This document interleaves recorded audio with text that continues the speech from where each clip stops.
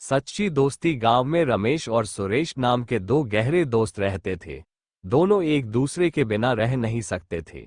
वे साथ पढ़ते, खेलते और खेतों में काम भी करते थे। उनकी दोस्ती गांव में मिसाल थी। एक दिन गांव के पास के जंगल में एक संत आए। उन्होंने गांव वालों को सत्संग के लिए बुलाया। रमेश और सुरेश भी वहां पहुंचे। संत ने कहा, जीवन में सच्ची दोस्ती बहुत दुर्लभ होती है। इसे बचाए रखना हर किसी के बस की बात नहीं। यह सुनकर रमेश और सुरेश ने सोचा कि उनकी दोस्ती सच्ची है और वे इसे हमेशा निभाएंगे।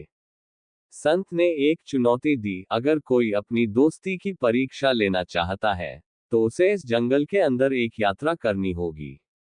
रमेश और सुरेश ने चुनौती स्वीकार कर ली। दोनों जंगल में यात्रा पर निकले।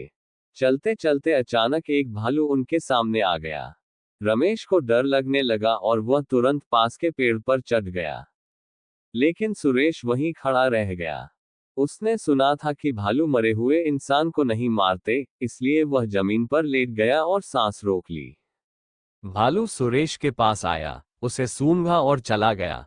भालू के जाते ही रमेश पेड़ से नीचे उतरा और हंसते हुए बोला, भालू ने तुम्हारे कान में क्या कहा? सुरेश ने मुस्कुराकर कहा, भालू ने कहा कि जो दोस्त मुसीबत में साथ न दे उसे दोस्त नहीं समझना चाहिए। रमेश को अपनी गलती का एहसास हुआ। उसने सुरेश से माफी मांगी और वादा किया कि वह फिर कभी ऐसी गलती नहीं करेगा। सुरेश ने उसे माफ कर दिया, लेकिन उसे ये भी समझ आ गया कि सच्ची दोस्ती सिर्फ साथ रहने में नहीं, बल्कि मुश्किल समय में साथ देने में होती है। शिक्षा: सच्ची दोस्ती वही होती है जो सुख दुख में साथ निभाए। जो मित्र सिर्फ अच्छे समय में साथ दे, वे सच्चे दोस्त नहीं होते।